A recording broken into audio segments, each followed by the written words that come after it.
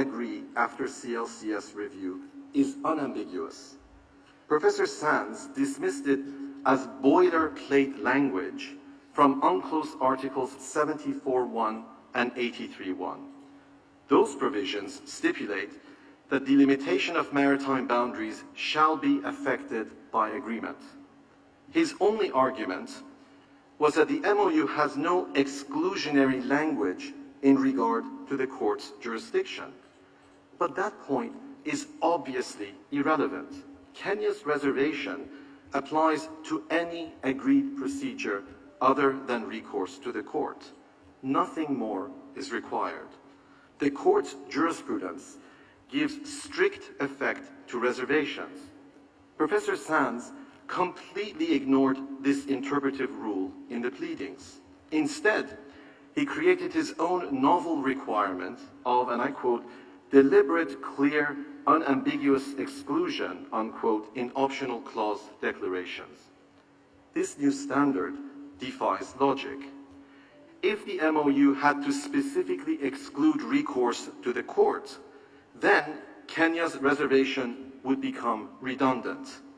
By this curious logic, unilateral reservations would be subject to the consent of other states. The same logic would then apply to the 34 other states with similar reservations, depriving them of all effect. In fact, Professor Sands quoted the President of the Court confirming in 2010 that pursuant to such reservations, and I quote, any other mechanism of dispute settlement as agreed between the parties will prevail over the general jurisdiction of the court, unquote.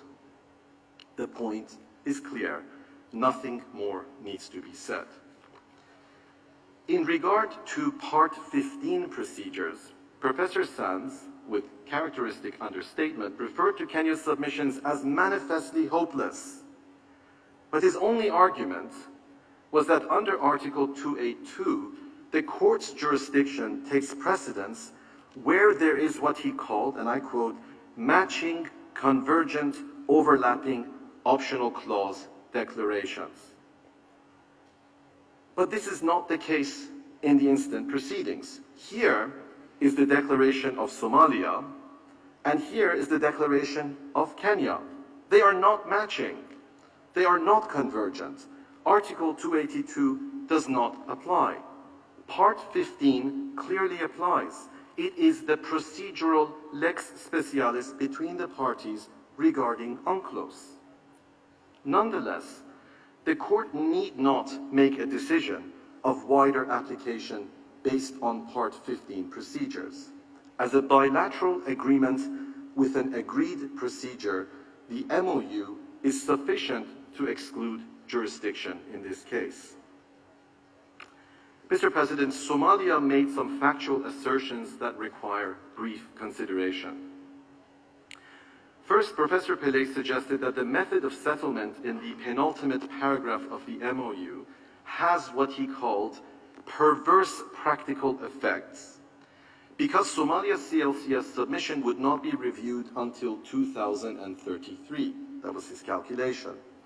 He ignored the fact that there are objections to at least 16 earlier submissions. That is about half of all submissions. He also ignored the fact that the CLCS now meets for between 21 and 26 weeks per year and has significantly expedited its procedures. Kenya's case was scheduled for 2022, but came in the queue in 2014. In any event, maritime delimitation agreements require several years to negotiate, and there is no urgent need for an immediate settlement given the circumstances. In fact, if Somalia was so concerned with expeditious settlement, it would not have objected to Kenya's CLCS submission. Somalia's alarmist theory on prolonged CLCS review scarcely withstands scrutiny. Second, Mr. Reichler went to great lengths to present what he characterized as evidence of subsequent conduct regarding the MOU. You were told that because the parties discussed maritime delimitation during a preliminary 4-month period, this is conclusive proof that there was no prior requirement of CLCS review. And this during a period when Somalia objected to Kenya's CLCS submission. How does one respond to such an argument? It is rather obvious that the parties are free to conclude a boundary agreement whenever they want based on mutual consent. But without such mutual consent, the agreed procedure of prior CLCS review under the MOU continues to apply. It is as simple as that. Quite apart from this clutching at straws, the documents that Mr. Reichler invoked in fact confirm Kenya's consistent understanding that the method of settlement under the MOU was negotiation. I will go through these documents briefly and refer to the tab numbers in Somalia's own judges folder. Kenya's statement to the CLCS in 2009 at tab 9 was produced to argue that the MOU was exclusively limited to no objection. In the very next sentence, however, the Kenyan representative, Ms. Nkoroy, confirmed that pursuant to the MOU, at an appropriate time, a mechanism will be established to finalize the maritime boundary negotiations with Somalia. Another example is Kenya's CLCS submission of 2009 at tab 10. It refers to the MOU, and the immediately preceding sentence refers to Section 4, Paragraph 4 of the 1989 Maritime Zones Act of Kenya, providing that the exclusive economic zone boundary between Kenya and Somalia shall be delimited pursuant to an agreement on the basis of international law. The joint statement of 2013 at tab 11 further indicates that the parties agreed on the need to work on a framework of modalities for embarking on maritime demarcation, and in the next paragraph refers to MOUs signed between Kenya and Somalia and their level of implementation. Another example is tab 20, whereby Kenya confirms that under the MOU, the parties shall agree on maritime delimitation and reiterates its commitment to a bilateral agreement, including a willingness to expeditiously resolve Somalia's objection to Kenya's CLCS submission. Despite Somalia's breach of the MOU, Kenya consistently maintained the view that maritime boundary delimitation would be affected by agreement. Mr. President, Counsel for Somalia repeatedly used the alleged exhaustion of negotiations as a means of persuading you that without your exercise of jurisdiction, the parties will never agree on maritime delimitation. Mr. Reichler referred unconvincingly to the MOU method of settlement as an agreement not to agree. He referred to it as a bar either to negotiation or to an expeditious agreement. Professor Sands referred to intractable deadlock. Professor Pillay said that he was puzzled at what he called an impoverished African nation slowing things down by not consenting to adjudication by the court. For the record, the World Bank considers Kenya a middle-income country. Leaving that aside, even if we accept Somalia's contention that the procedure under the MOU will not succeed in achieving an agreement after CLCS review, there would be no perpetual limbo because the Part 15 procedures would still apply. There would be a further method of settlement even if the MOU procedure is exhausted at some point in the not-too-distant future. Professor Sands' apocalyptic prediction of dire implications, radical consequences, startling outcomes, and other calamities for the court is an acute episode of rhetorical flourish, but fortunately one that may be cured by a healthy dosage of objective facts. In this regard, how should one address the accusation that Kenya is hostile to the court because its case on the merits would most likely fail, and its intention therefore is, quote, prolonging its own unilateral conduct, unquote. Those were the words of Professor Sands. It bears mentioning here that Somalia's pleadings, both written and oral, have completely ignored Kenya's need for maritime enforcement against al-Shabaab terrorists. Somalia has produced no contrary evidence and no contrary arguments that border insecurity is a fundamental threat to Kenya. It is an inconvenient truth for Somalia that hundreds of Kenyan civilians have been massacred by terrorist attacks, and that, as Kenya has repeatedly stated, interdiction of al-Shabaab in the maritime areas in dispute is an existential necessity for Kenya. This is not a maritime dispute between Norway and Sweden. The context is one of serious insecurity, a still fragile situation in Somalia that directly impacts Kenya. Somalia does not deny that the Kenyan Navy has patrolled these waters for several years now as part of the African Union mission in Somalia endorsed by the UN Security Council. Under such complex circumstances, is Kenya to be blamed for wanting a negotiated settlement under the MOU's agreed procedure? Mr. President, one final point merits brief attention. The deputy agent referred to Kenya's, quote, misguided attitude, unquote, regarding the maritime areas in dispute. She suggested that Kenya's objection is motivated by the fact that it does not have, quote, a serious case on the merits, unquote. Kenya, in fact, has a strong case on the merits, but that has no bearing on jurisdiction. The court made this clear in fisheries jurisdiction. The merits also have no bearing on Kenya's motivations for insisting on a negotiated settlement in accordance with the MOU. The point here is only that what Somalia decries as Kenya's unilateral acts must be seen in a proper historical context. Kenya has exercised uncontested jurisdiction in this maritime area since 1979. The deputy agent said that Somalia does not agree, but there is not a shred of evidence in the memorial suggesting otherwise. Not a single protest for 30 years until the MOU was concluded in 2009. As already stated, the parallel of latitude reflects earlier Anglo-Italian colonial practice in regard to the territorial sea. Under such circumstances, what is reasonable conduct on the part of Kenya? If a state exercises uncontested jurisdiction for 30 years, and a neighboring state then suddenly asserts a maritime boundary dispute, should all exploratory activities immediately cease?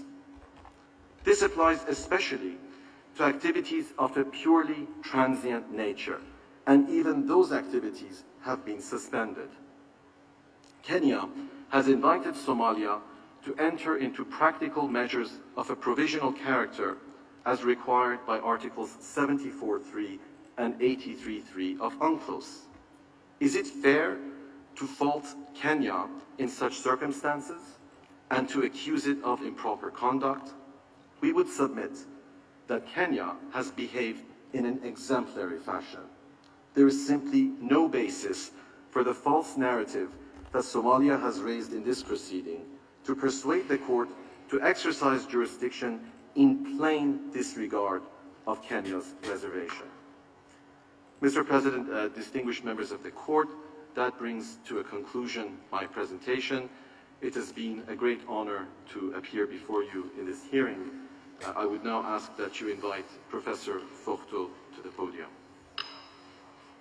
Merci, Monsieur le Professeur. Je donne la parole à Monsieur le Professeur Forto. Merci, Monsieur le Président.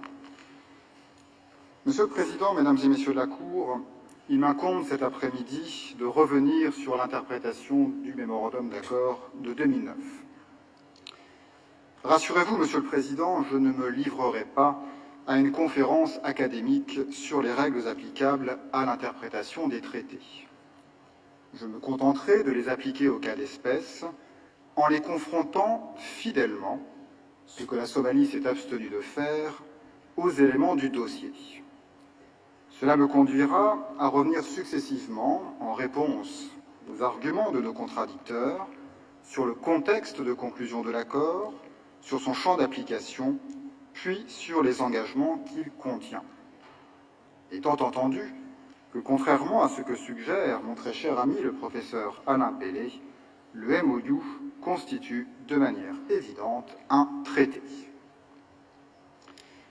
Commençons donc par le contexte de conclusion de l'accord et plus spécifiquement par ses travaux préparatoires entendus au sens propre. Comme c'est souvent le cas pour les accords bilatéraux, par opposition aux traités multilatéraux, les travaux préparatoires de l'accord de 2009 ne sont pas très volumineux. Votre Cour a considéré en 1995, dans l'affaire Qatar-Bahreïn, que dans une telle situation, lorsque le matériau est fragmentaire, je cite, « quelles qu'aient pu être les motivations de chacune des parties, la Cour ne peut que s'en tenir aux termes mêmes de l'accord, traduisant leur commune intention. » Cela nous renvoie donc au texte du traité que j'aborderai dans un instant. Cela étant dit, il existe tout de même deux éléments décisifs dans les travaux préparatoires de l'accord de 2009, éléments dont la Somalie ne tient aucun compte. Premièrement, l'avant-dernier paragraphe de l'accord, qui est consacré à la délimitation, figurait déjà dans les versions antérieures du projet d'accord. En lisant ce paragraphe, les parties n'ont pas pu se méprendre sur son sens et sa portée, et pourtant, aucune d'entre elles n'a exigé son retrait du projet d'accord. Ceci est tout à fait significatif.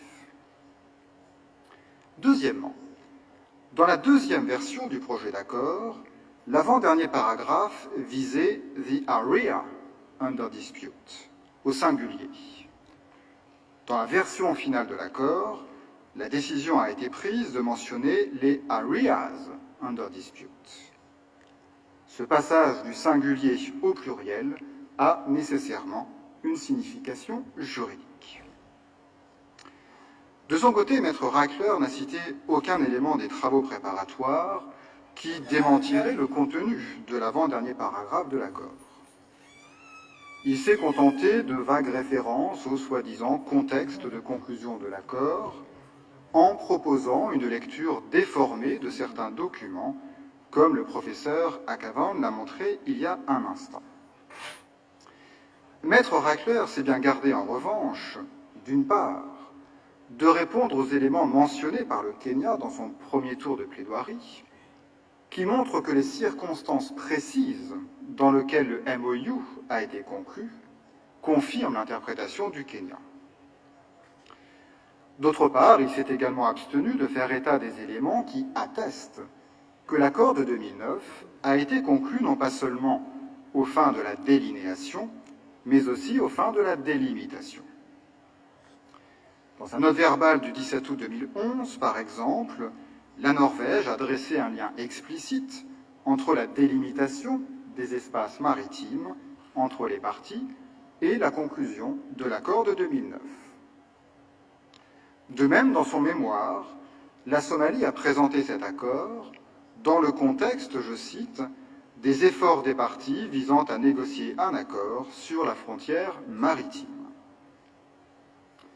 Par ailleurs, Maître Reichler a de nouveau été incapable de citer le moindre document qui établirait de manière probante que le MOU était censé n'avoir aucun lien du tout avec la délimitation. J'en viens, Monsieur le Président, au champ d'application de l'accord de 2009. Son avant-dernier paragraphe, on le sait, utilise un double pluriel. Il vise « the delimitation of maritime boundaries in the areas under dispute ». Selon un appellé, ce double pluriel n'aurait toutefois aucun effet juridique, car le singulier et le pluriel pourraient être utilisés dans un traité de manière interchangeable. Voilà pour un juriste, ami de Racine et de Baudelaire, une bien curieuse manière d'interpréter le texte d'un traité. De toute évidence, et quoi qu'en dise le professeur Sands, l'emploi de ce double pluriel a une signification juridique. Il entend indiquer que l'engagement pris dans l'avant-dernier paragraphe de l'accord couvre la délimitation de l'ensemble des espaces marins des deux parties. C'est au demeurant une interprétation qui est confirmée par d'autres éléments. Il se trouve tout d'abord que la revendication somalienne sur le plateau continental a été présentée par la Somalie comme étant indissociable de sa revendication sur la mer territoriale et sur les espaces s'étendant jusqu'à 200 000 marins. La loi somalienne de 1972 sur la mer territoriale fusionne en effet dans un seul et même ensemble, comme s'il s'agissait d'un espace maritime unique, tous les espaces jusqu'à 200 000 marins, en considérant qu'ils relèvent tous de sa mer territoriale. La Somalie s'est bien gardée d'évoquer cette loi de 1972 devant vous, se contentant de suggérer dans son mémoire qu'elle aurait été abrogée en 1988. Mais trois éléments plaident en sens inverse. En 2011, la Norvège a cité cette loi de 1972 pour souligner qu'elle devait être mise en conformité avec le droit international, ce qui signifie qu'elle était apparemment encore en vigueur à cette date. Dans sa communication préliminaire à la Commission des limites du plateau continental, soumise 7 jours après la conclusion du MOU, la Somalie a elle-même cité sa loi de 1972. Et lorsqu'en juin 2013, 4 ans après la conclusion du MOU, la Somalie a refusé d'entrer en négociation avec le Kenya sur la délimitation maritime, la Somalie a fait valoir, en relation explicite avec le MOU, que the government's position en la matière is la loi de 1972, laquelle defines Somali Territorial Sea has 200 nautical miles and continental shelf. Il est bien connu par ailleurs que dans le droit international contemporain, les différents espaces maritimes sont liés entre eux en ce qui concerne leur délimitation, comme vous l'avez souligné à plusieurs occasions. C'est particulièrement vrai lorsque, comme c'est le cas en l'espèce, une ligne unique de délimitation est revendiquée, laquelle part de la côte des parties pour s'étendre jusqu'au plateau continental étendu. Dans un tel cas, il est manifeste que les différentes parties de la délimitation sont interdépendantes et doivent par conséquent être menées ensemble. Dans son exposé écrit, la Somalie a d'ailleurs admis qu'il n'était pas envisageable de dissocier les différentes composantes de la délimitation.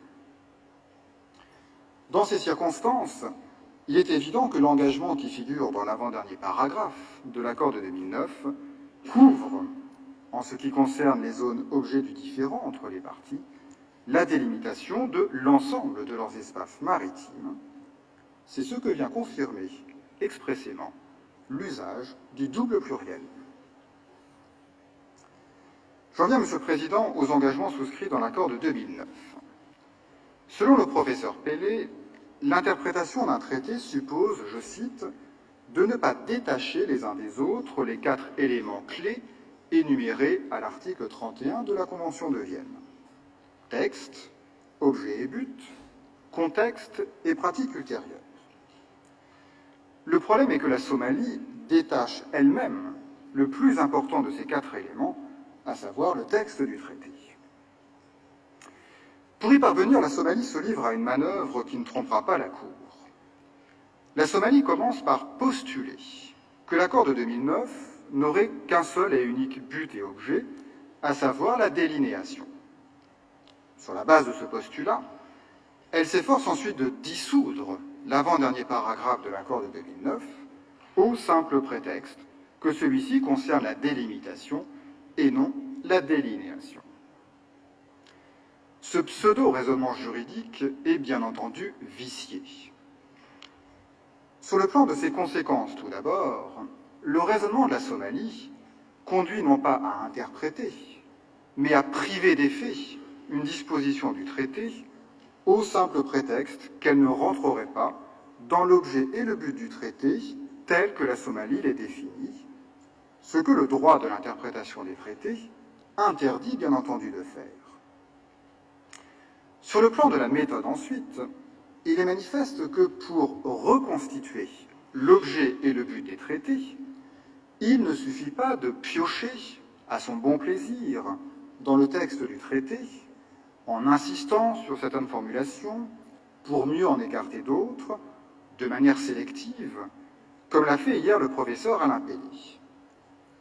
Ce que le droit international commande est de lire l'accord fidèlement et intégralement. Avant de me livrer brièvement à cet exercice, je souhaiterais formuler une remarque préliminaire. Il semble qu'entre son exposé écrit et ses plaidoiries, la Somalie a changé de stratégie interprétative. Dans son exposé écrit, elle défendait la position intenable selon laquelle l'accord de 2009 n'aurait rien à voir avec la délimitation. Désormais, la position de la Somalie semble plus nuancée. Assurément, a reconnu le professeur Pelé, l'accord contient une disposition sur la délimitation. De fait, il était difficile de le nier. La conséquence en est que, quelle que soit la définition que la Somalie cherchera à donner à l'objet et au but du traité, elle butera toujours sur le même obstacle. L'avant-dernier paragraphe de l'accord existe, et dès lors que pacta sunt servanda, il n'y a aucun moyen et il n'y a aucune raison de le priver de son effet juridique. La nouvelle thèse de la Somalie serait que le seul effet de l'accord sur la délimitation serait que la délinéation serait sans préjudice de la délimitation. Cette nouvelle lecture de l'accord est cependant en contradiction flagrante avec son texte. Pour rappel, l'accord de 2009, qui est reproduit à l'onglet numéro 2 de votre dossier, se compose de 7 paragraphes. Vous remarquerez tout d'abord que l'accord présente la particularité de commencer et de se terminer par une clause sur la délimitation. Dans le second paragraphe de l'accord, les parties conviennent de considérer qu'il existe un différend sur la délimitation. Dans le 6e paragraphe, elles établissent la procédure à suivre pour la délimitation, et cela en lien avec la délinéation. C'est un élément important qui montre que les engagements pris en matière de délinéation sont liés aux questions de délimitation. Par ailleurs, il est évident que c'est parce que les parties constatent dans le second paragraphe qu'il y a un différend sur la délimitation qu'elles organisent dans le 6e paragraphe une procédure pour le règlement de la délimitation. La structure de l'accord confirme ainsi qu'il porte autant sur la délimitation que sur la délinéation. Je passe au 3e paragraphe de l'accord.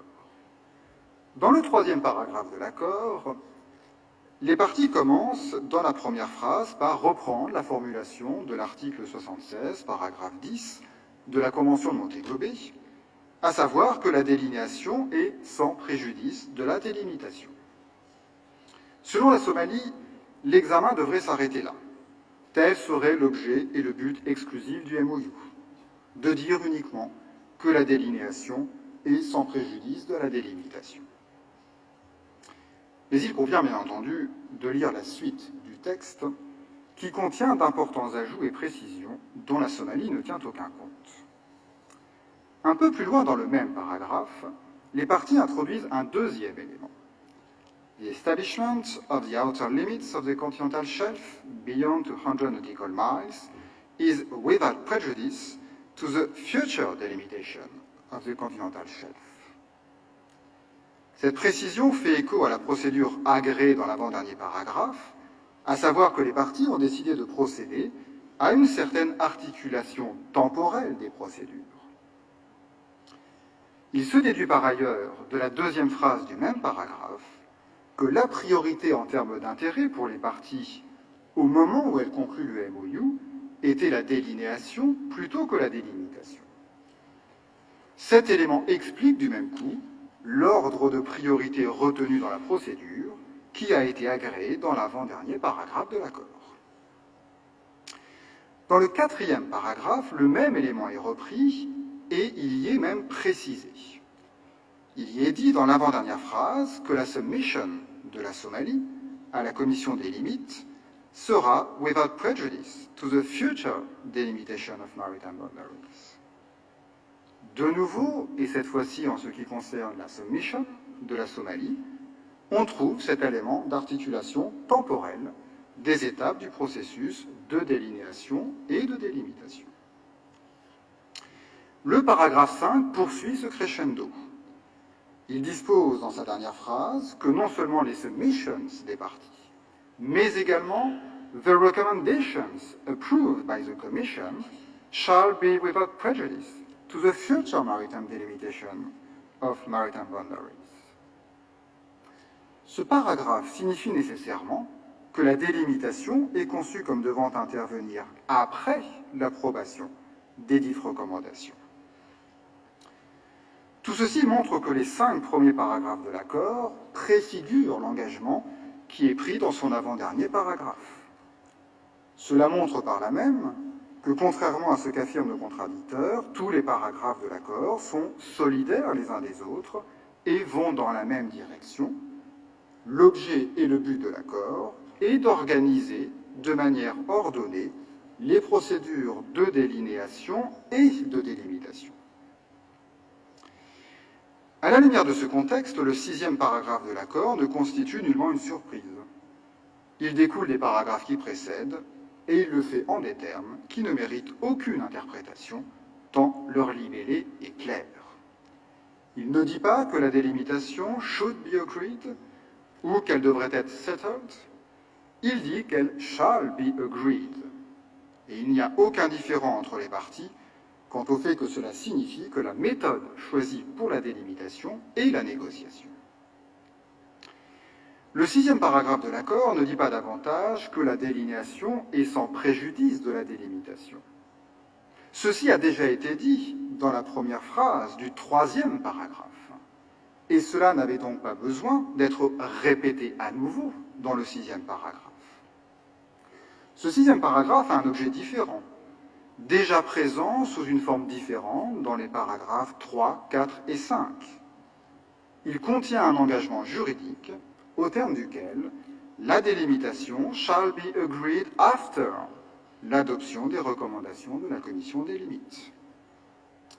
Autrement dit, l'accord prévoit d'une part que la délinéation est sans préjudice de la délimitation, d'autre part et sur le plan procédural, que la délimitation est conditionnée à la délinéation préalable.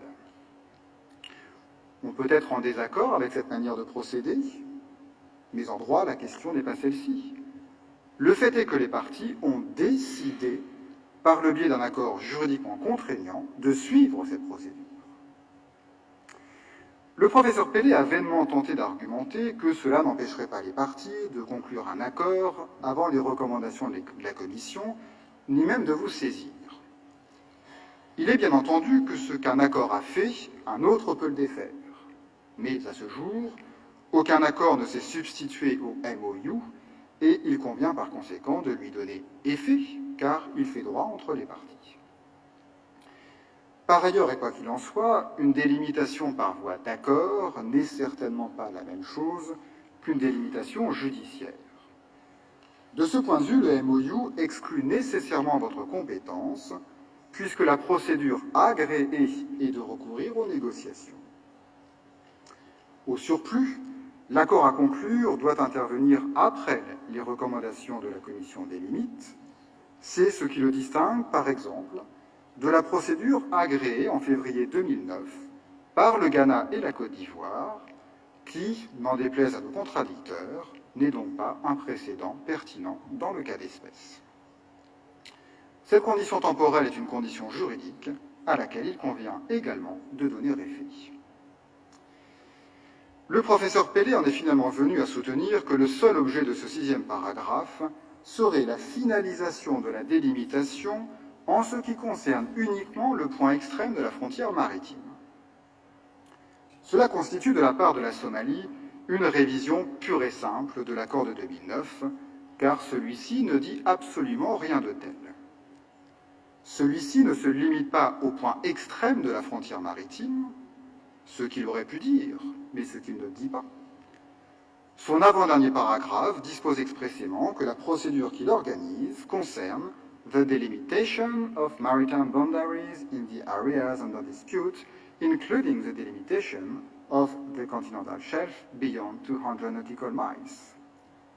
Selon les termes explicites de l'accord, c'est donc bel et bien l'ensemble de la délimitation maritime qui est couverte par la procédure particulière agréée en 2009 par le Kenya et la Somalie. Ceci, Monsieur le Président, Mesdames et Messieurs les juges, conclut ma plaidoirie. Je vous remercie de votre attention et je vous serai très reconnaissant, Monsieur le Président, de bien vouloir appeler maintenant à cette barre le professeur Alan Boyle. Merci.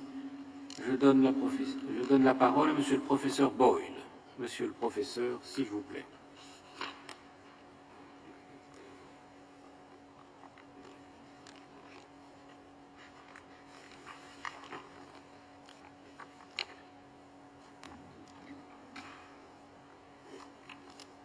Mr. President, members of the Court, it's a pleasure to appear before you again and to respond to my good friend Professor Sands. He has, I think, spent far too much time reading my work recently, but I can be brief and I will focus mainly on Article 282. Professor Sands claimed yesterday that Kenya's interpretation of its optional clause reservation would, he said, undermine the potential role of the Court in settling maritime boundary disputes. Mr. President, Kenya is not remotely hostile to the Court, nor is it seeking to undermine its role in maritime boundary disputes. Somalia's argument ignores and risks destroying the complex and successful system for settling unclosed disputes set out in Part 15 of the Convention. It assumes what the states who negotiated that system sought to avoid, making the ICJ the default option for the settlement of unclosed disputes. Now, the ICJ is an important part of that system, but not in the way that Somalia would have you believe. Part 15 creates what has been described, and I didn't invent this term, a cafeteria of dispute settlement options from which states are free to choose the forum that they consider most appropriate for their particular dispute. The co-chairman of the committee that created this system was a Kenyan diplomat, and I believe he is responsible for the cafeteria. Adjudication by the ICJ is only one of the options available under Part 15, and in this context, references made yesterday to General Assembly resolutions calling for disputes to be referred to the ICJ are plainly out of place. There is a role in international relations for specialized dispute settlement systems, and states adopt those specialized systems for very good reasons. Part 15 is an integral and essential part of the Convention, and Somalia, like Kenya, was part of the consensus which negotiated that Convention and adopted it in 1982. The only truly compulsory procedures under Part 15 are those set out in Articles 287 and 2981, and in essence, after, but only after, the Section 1 procedures and agreed time limits are exhausted, the parties to an unclosed maritime boundary dispute have to accept the system for dispute settlement set out in Section 2 of Part 15. So the core question under Part 15 is whether Kenya has accepted ICJ jurisdiction in the present case. It is not disputed on our side at all that parties to an UNCLOS dispute which have clearly accepted ICJ jurisdiction in matching optional clause declarations are covered by Article 282, and that article will then give that choice priority over all other procedures in Section 2. That entirely obvious point is made by all of the authors cited by Professor Sands yesterday. But none of those authors, not one, not including me, addresses the point at issue in the case, in this case. And that point is whether Article 282 applies to an optional clause declaration that contains the kind of reservation in favour of other agreed procedures that's found in Kenya's declaration. Let me emphasise that. None of the literature cited by Professor Sands even mentions the point. Perhaps, like me, they thought the answer was so obviously negative that the matter simply required no elaboration. But to give you a flavour, Judge Treves says simply that according to Article 282, the jurisdictional priority given to the court over the Tribunal on the Law of the Sea, as between states that have accepted the optional clause, applies to all cases of compulsory jurisdiction provided for in Part 15 of the Convention. Well, yes, but that simply begs the question at issue. It certainly doesn't answer it. Somalia says that only a deliberate and unambiguous exclusion will oust the jurisdiction of the court when an Article 36(2) declaration is made. It argues that Kenya could and should have excluded maritime boundary disputes expressly in its reservation. And because Kenya did not do so expressly, Somalia says that the reservation therefore doesn't cover a maritime boundary dispute, doesn't apply in this case. And that lack of specificity on its view makes the optional clause and Article 282 applicable and gives you jurisdiction. But Mr. President, members of the court, this argument is inconsistent with your own jurisdiction on Article 36(2). And where would the argument for greater specificity stop? Suppose Somalia and Kenya had a dispute under a WTO-covered agreement. If Somalia's approach to interpreting Kenya's reservation is correct, then Kenya's Article 36(2) declaration has conferred compulsory jurisdiction over WTO disputes on the ICJ, even though the WTO has an elaborate and specialised dispute settlement system of its own. Is Somalia really suggesting that the ICJ optional clause prevails unless states make far more detailed and specific reservations to their Article 36(2) reservations? No court has ever taken that view. And consider alternatively a dispute between two states about activities on the deep seabed. Now this should fall within the jurisdiction of the Seabed Disputes Chamber under Part 11 of UNCLOS. But will it? On Somalia's argument, Kenya's ICJ jurisdiction would confer compulsory jurisdiction over such a dispute on the ICJ simply because it does not specifically exclude it. That would certainly surprise the parties to UNCLOS. Somalia then talks about a double renvoi between the optional clause reservation and Article 282, where each instrument allegedly extinguishes the other. That might be entertaining. But as my colleagues have already observed, in its relationship to the ICJ statute, UNCLOS Part 15 has the character of a lex specialis. The International Law Commission noted in its report on the fragmentation of international law that the idea that special enjoys priority over general has a long pedigree in international jurisprudence. They cite Grotius in offering two reasons for this. They say a special rule is more to the point than a general one, and it regulates the matter more effectively than general rules. This could also, they say, be expressed by saying that special rules are better able to take account of particular circumstances. Grotius if I may say so, expressed perfectly almost 4 centuries ago the underlying rationale behind Part 15 of UNCLOS. It does not extinguish the ICJ statute, far from it. There is a coherent role for the court within the architecture of Part 15. But Part 15 does create an alternative, a more specialized and more diverse dispute settlement system for all the various types of UNCLOS disputes. As such, it falls fairly and squarely within the ordinary meaning of the reservation to Kenya's optional clause declaration. Now, that reservation has to be taken at face value, on its own terms. It excludes, and was meant to exclude, disputes in regard to which the parties to the dispute have agreed or shall agree to have recourse to some other method or methods of dispute settlement. Now, our reservation in these terms recognizes the significant role of alternative and more specialized dispute settlement systems and procedures.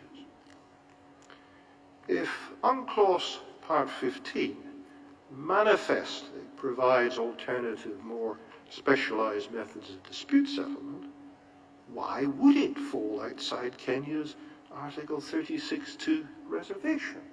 There simply is no reason. It cannot be said that the reservation refers only to agreements in existence in 1965 when the declaration was made. Look at the wording. It says, have agreed or shall agree. So it covers future agreements such as UNCLOS. It cannot be said that the wording is not apt to cover the whole range of Part 15 dispute settlement procedures. And when the declaration refers to some other procedure or procedures, it plainly means other than the ICJ. There is no double renvoi, as Professor Sands put it. The only renvoi in Article 282 is to optional clause declarations or other agreements that clearly and unambiguously confer jurisdiction on the court in UNCLOS disputes, and which Article 282 was intended to preserve. So that leaves only the previous argument that Kenya's reservation is simply not specific enough to exclude your jurisdiction, that it does not mention maritime boundaries. But why stop there? Why not argue that it does not mention the outer continental shelf, or the territorial sea, or coral reefs, or scientific whaling? What degree of specificity would satisfy Professor Sands? This is not a serious argument among international lawyers. A general phrase can cover many specificities. It is unnecessary to spell out everything, nor is it necessary to emulate the Australian declaration, which he quotes. Kenya's position is thus that its optional clause declaration, drafted long before UNCLOS was agreed, and in very different circumstances, was never intended to cover disputes that fall plainly and squarely within the more specialized cafeteria of procedures established by Part 15, and that its clear and unambiguous wording does not do so now. I might note in conclusion that Australia and Japan have both made Article 36(2) declarations, but they nevertheless did not take the Southern Bluefin tuna case to the ICJ. This may not necessarily have been a wise choice on Australia's part, but it no doubt reflects the fact that Australia's ICJ declaration contains the same reservation as Kenya's, while Japan's declaration excludes disputes subject to binding arbitration or judicial settlement. Even these two states, which are otherwise among the court's strongest supporters, recognize that there is a place for specialized dispute settlement regimes. Kenya takes the same view with respect to the adjudication of this dispute by the ICJ. Mr. President, members of the court, unless there are any questions, that concludes my part in these proceedings for today, and I would now ask you to call on Professor Lowe. Merci, Monsieur le Professeur. Je donne la parole à Monsieur le Professeur Lowe.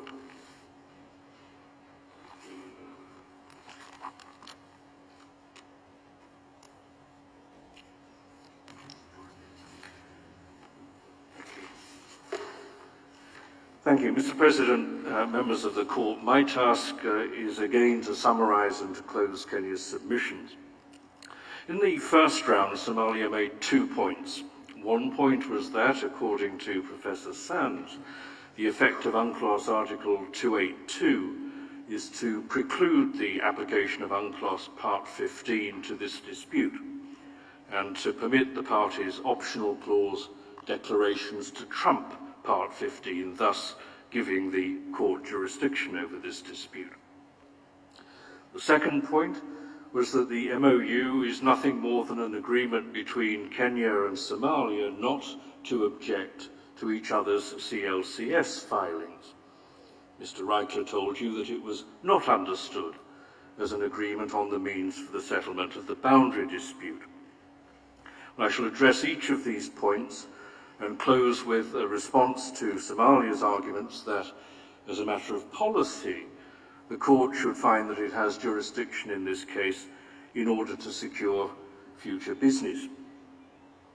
First, the UNCLOS Article 282 argument.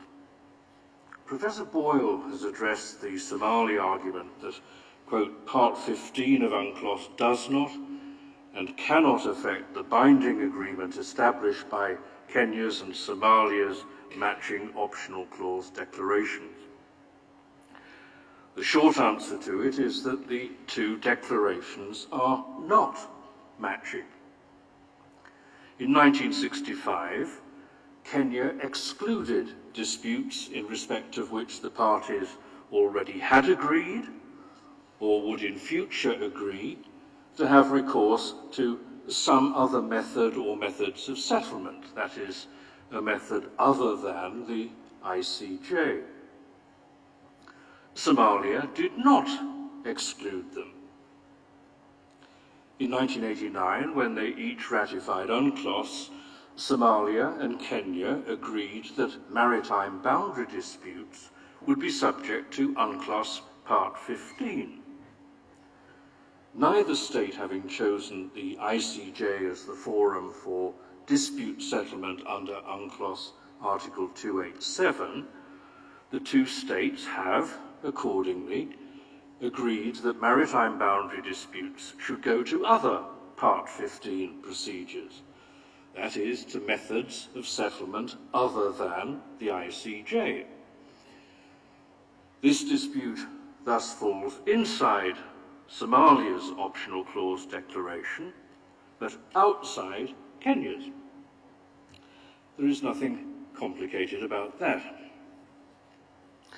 Of course, if the dispute did fall within both states' declarations, UNCLOS Article 282 might preserve the jurisdiction of the ICJ, and that is the point made by the writers quoted by Professor Sands. But the dispute does not fall within both declarations. Kenya has excluded a category of disputes which Somalia has not. Professor Sands tried in paragraph 42 of his speech to use Article 282 in order to remove the reservation in Kenya's declaration, to nullify or trump it. He wants to say that Kenya's declaration indeed directs the dispute to the other agreed method of settlement in UNCLOS Part 15, but that Article 282 of UNCLOS Part 15 then directs it back to the ICJ because of what he says are the convergent optional clause declarations of Kenya and Somalia. And Somalia resolves that endless renvoi by asserting that, quote, the jurisdiction established by convergent optional clause declarations takes precedence over the dispute resolution procedures contained in Part 15 of UNCLOS. But why does it? Why is the lex specialis principle, firmly established in international law, displaced? Why does a dispute over the interpretation or application of UNCLOS articles on delimitation not fall under the comprehensive provisions of the UNCLOS dispute settlement procedure, to which Kenya and Somalia agreed decades after the making of their ICJ declarations? UNCLOS is not only the lex specialis, but also the later of the successive treaties in terms of Article 30 of the Vienna Convention on the Law of Treaties. Well, Somalia offers no answer, no principles, no precedents, nor even any policy arguments apart from the threat that Kenya's view may lead to a loss of business for the court, a point to which I shall return shortly. But in fact, in our submission, the court does not need to decide this point, because the obvious and primary reason why it lacks jurisdiction is that the parties have agreed to settle the maritime boundary disputes, not by adjudication, but by negotiation. That is what they agreed in the MOU. And so I turn to Somalia's second main point. In its memorial at paragraphs 3.38 to 3.42, Somalia discussed the MOU and set out the text of paragraph 6, the paragraph that stipulates that the maritime boundaries between Kenya and Somalia shall be agreed between the two states after the CLCS has made its recommendations on their respective submissions. Somalia made no suggestion that paragraph 6 is superfluous or alien to the purpose of the MOU, or carries anything other than its plain meaning. In its memorial, Somalia's objection to the MOU was based on the fact that Somalia, quote, decided against its ratification and regarded it as non-actionable, by which Somalia seems to have meant that the existence of the MOU could, as a matter of international law, be ignored. Somalia has now abandoned that position. It now says that the MOU, whose legal effectiveness is apparently conceded, is, in Mr. Reichler's words, quote, solely an agreement on non-objection to the parties' respective submissions to the CLCS. He and Professor Pele told you that this was the object and purpose of the MOU. Neither of them addressed the possibility that the MOU might have more than one object and purpose, as treaties typically do. Neither of them explained why, if the MOU was a simple non-objection agreement, its drafters did not stop at paragraph 5, but went on to include the text of paragraph 6. Neither of them offered a reason for not giving paragraph 6 its natural meaning, that the maritime boundaries between Kenya and Somalia shall be agreed between the two states after the CLCS has made its recommendations. For Somalia, paragraph 6 is the elephant in the room. Its inexplicable presence in the MOU, a puzzle at which we can only stare and scratch our heads in uncomprehending wonder. But as Professor Forto noted, paragraph 6 was included in the preliminary drafts of the MOU and was the subject of amendments during the drafting process. It cannot be claimed that the parties were ignorant of it or regarded it as immaterial or unworthy of their attention, nor is it complicated or obscure. Indeed, the entire MOU is short, simple, and clear. There is no reason to suppose that the parties were ignorant of the obligations to which they were signing up in that provision, or that they could have misunderstood their obligation to settle maritime boundaries not by reference to the ICJ, but by agreement after the CLCS has made its recommendations. The MOU requires the parties to seek to agree upon their maritime boundaries. In Kenya's submission, a state cannot terminate a legally binding obligation to negotiate simply by declaring that it regards the negotiations as deadlocked or further negotiation as futile. Indeed, Somalia wishes to go further, and by having a binding decision of the court on delimitation, to preempt the possibility of a negotiated delimitation in future. Well, such a self-judging approach would enable states to terminate legal obligations to negotiate at will. Professor Sands said that even if negotiations were required by the MOU, they were exhausted. But that position doesn't fit with the facts. Somalia says that the bilateral meetings were not technical and preliminary, but the joint report of the first March 2014 meeting records what was the very first meeting between the teams and the first explanation by each side of its views on delimitation matters, and it refers to it in the first paragraph as a meeting, quote, at the technical level. You'll find it in tab 10 of today's Judges folder. The second, July 2014 meeting, the joint report notes that the two national representatives appeared in their capacities as heads of their respective technical teams. That's at tab 11. Yes, ministers were present at the July meeting in order to build confidence. But think about that.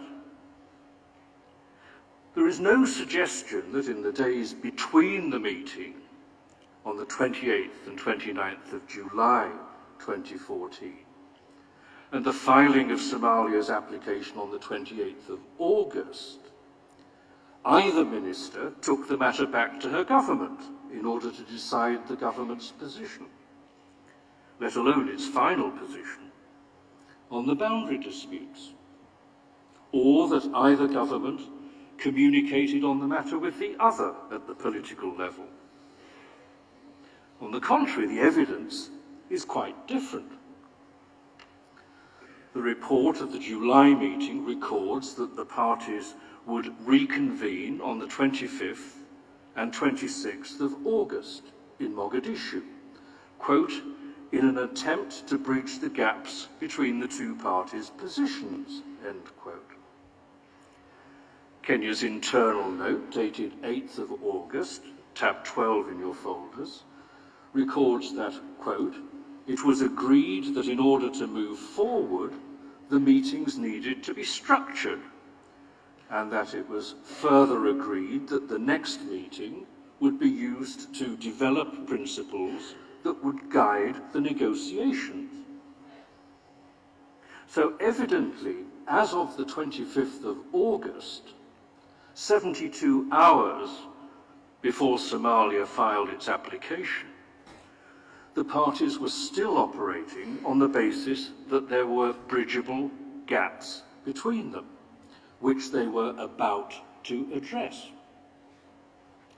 Or at least Kenya was operating on that basis. Professor Sands and Mr. Reichler both quoted a comment by the Somali Foreign Minister, dated the 5th of August 2014, to the effect that these were, quote, discussions without any possible solution, end quote. But that view of the hopelessness of the position was not communicated to Kenya. Somalia makes much of Kenya's unexplained failure to turn up at the August meeting. our co-agent gave you the reason. Specific and serious security concerns leading to a last-minute internal order not to travel to Mogadishu, an order that carries rather more resonance than an order not to travel to The Hague, for example. Should Kenya have explained its absence? Yes. Its failure to do so in the 72 hours prior to the filing of the application is regrettable, even if the failure to do so afterwards might be accepted as a reflection of the state of the bilateral relations that Somalia had so abruptly changed. Should Somalia have asked what happened to the Kenyan delegation? Perhaps. But none of this can alter the fact that there was room for further negotiations, and the parties were preparing to try to bridge the gaps between them. Objectively, there is no evidence that the discussions had reached deadlock. Subjectively, Kenya remained open to discussions on the maritime boundaries in 2014 and remains open today. In the MOU, Somalia made a legally binding commitment to settle its maritime boundaries with Kenya by agreement. It cannot simply ignore that commitment, as indeed it should not have ignored its commitment not to object to Kenya's CLCS submission. But Somalia appears to feel free to disregard both commitments in the MOU, to treat them both as non-actionable from its point of view.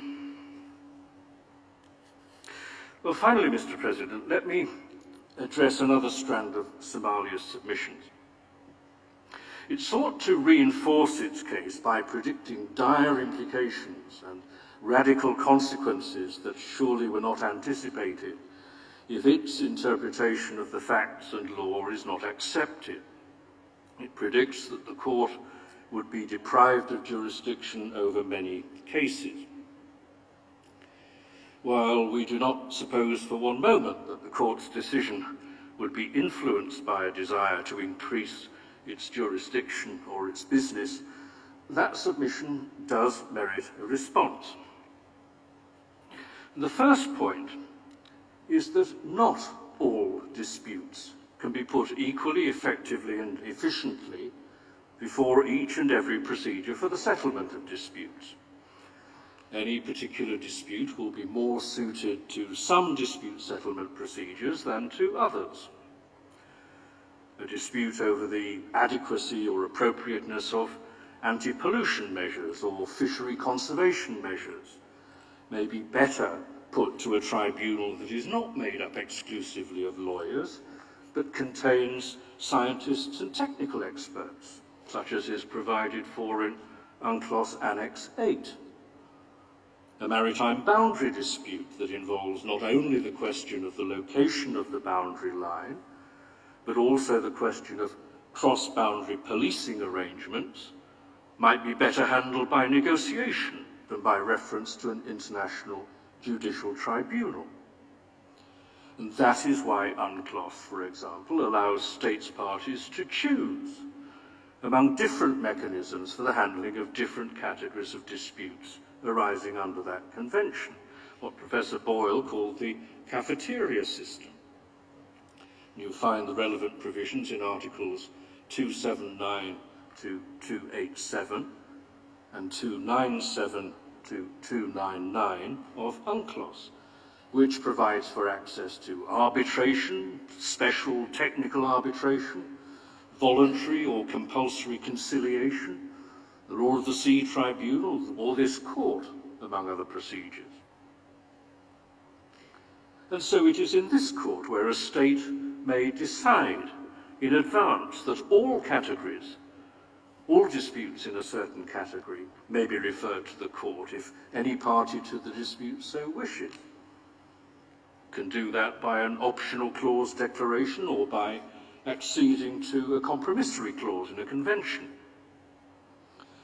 or a state can, by making reservations to an optional clause declaration and by not signing up to particular treaties, decide that no disputes in a certain category may be submitted to this court.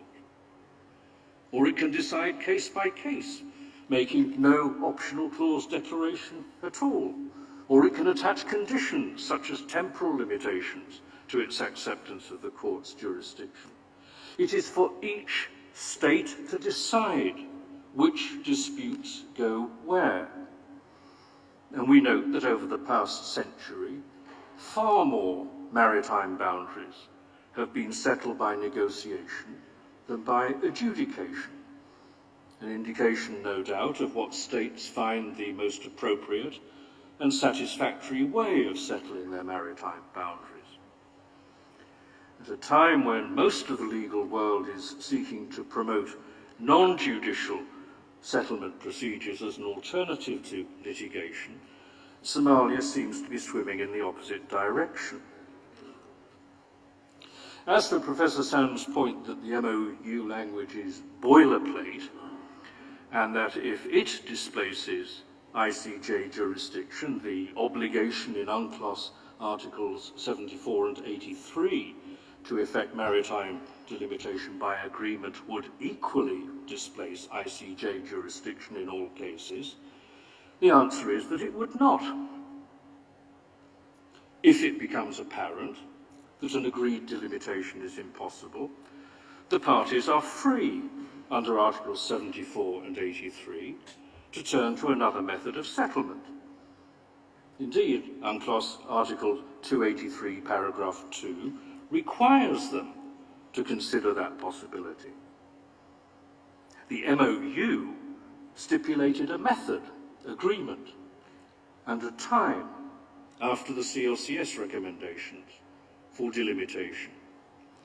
That time has not yet arrived, and negotiations have not been given a fair chance. That is the difference between the MOU and UNCLOS Articles 74 and 83. The second point is that it is for each state to decide on precisely how far it will consent to the jurisdiction of international tribunals. This right is fundamental to the court's jurisdiction.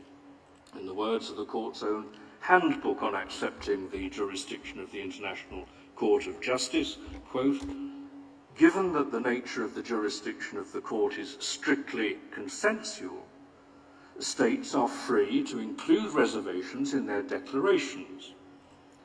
They protect the declaring state against undesired involvement in judicial proceedings to the extent specified."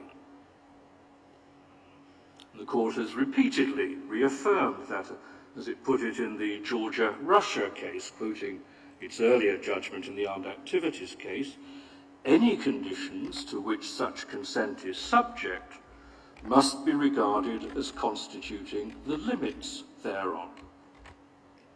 And that is why, as you said in the fisheries jurisdiction case, there is no reason to interpret reservations restrictively.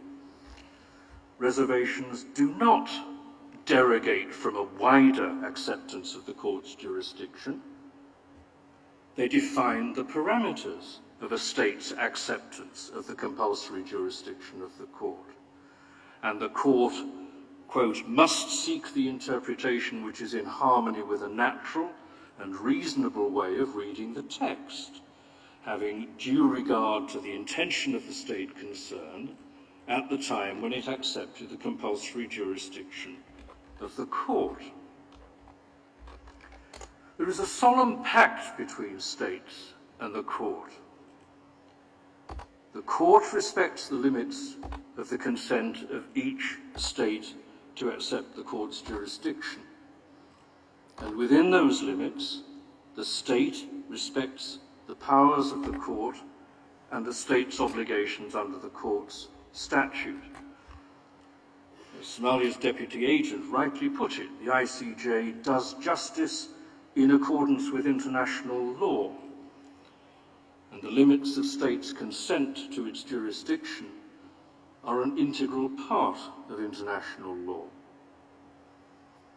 Somalia wishes you to upset this balance and to assert jurisdiction over a dispute that Kenya has, by agreement with Somalia, in the MOU and in UNCLOS, previously decided should be settled by methods other than a reference to this court. It shows no disrespect for this institution, as the ultimate protector of the rule of law in international society, to ask that Somalia be kept to the agreements that it has made, and that effect be given to the terms of Kenya's declaration of its acceptance of the jurisdiction of this court. Mr. President, members of the court, unless I can assist you further, that concludes my submission on behalf of the Republic of Kenya, and I would ask that you now invite the Honourable Agent for Kenya to the lectern. Merci, Monsieur le Professeur. Je donne la parole à Son Excellence Monsieur Mugai, l'agent de la République du Kenya. Vous avez la parole. Mr. President, distinguished members of the court, it is an honor to address you again in these proceedings to make Kenya's concluding submissions. As I indicated in my opening statement on Monday, Kenya holds the court in the highest regard and is committed to the peaceful settlement of disputes in accordance with international law. In this instance, however, Kenya and Somalia have agreed to other methods of settlement, which brings the dispute within Kenya's reservation to the court's jurisdiction. Kenya's preliminary objections are founded on the performance of international agreements in good faith and respecting the limits of the state consent to the jurisdiction of the court. This maritime boundary dispute arises in a delicate political context. Somalia has only recently begun to emerge from a long period of instability caused by civil war, humanitarian disaster, and widespread terrorism. In particular, Somalia has no maritime enforcement capacity. Kenya is deeply concerned about maritime security in the region. Al-Shabaab terrorists who exploit the sea for their operations are an ongoing threat to Kenya and its neighbors. Kenya has already lost many soldiers fighting Al-Shabaab forces, and we have paid the price in the loss of hundreds of civilians as well. The maritime boundary delimitation between Kenya and Somalia requires sensitive bilateral negotiations that can encompass not just strictly legal issues, but also our very real political and security concerns, as well as practical arrangements to address them. After a volatile transitional period in Somalia, we began these preliminary discussions in 2014 at the technical level, but they were cut short by Somalia's application to this court. Kenya does not want deadlock or perpetual uncertainty. We want a permanent solution that will contribute to regional peace and security. We believe that this solution will come from a gradual, flexible, and multifaceted process. Kenya was open to discussions on the maritime boundary in 2014, and we remain ready to continue these negotiations in good faith. We remain confident that goodwill of the parties will arrive to an agreement over time. Mr. President, Kenya has voluntarily suspended its transitory exploratory activities in the disputed area as an expression of its good faith. In May, we invited Somalia to enter into provisional arrangements pending an agreement on the maritime boundary. We remain open to discussing these arrangements with Somalia. This dispute is a test for a new era in our bilateral relations and our commitment to bilateral agreements. I remain confident that the parties will reach an amicable solution consistent with the obligations contained in the MOU of 2009. Mr. President, members of the court, I will now read Kenya's final submissions. The Republic of Kenya respectfully requests the court to adjudicate and declare that the case brought by Somalia against Kenya is not within the jurisdiction of the court and is inadmissible and is accordingly dismissed. Mr. President, members of the court, I sincerely thank the court for its patience and very careful attention to this case. I thank the registrar and his staff for the highly professional conduct of these proceedings, and the court's interpreters and transcribers and translators for their excellent work. I unfortunately must return to Kenya tonight for some other urgent state matters. However, Kenya's co-agent, Ambassador Rose McKenna Mushiri, will be present for the final hearing on Friday. Thank you for your understanding, and my sincere apologies to the court and to the Somali delegation. Mr. President, that concludes Kenya's case, and I thank you. Merci, Monsieur l'agent. La Cour prend acte des conclusions finales dont vous venez de donner lecture au nom du Kenya. La Somalie présentera son second tour de plaidoirie le vendredi 23 à 10 h. L'audience est levée.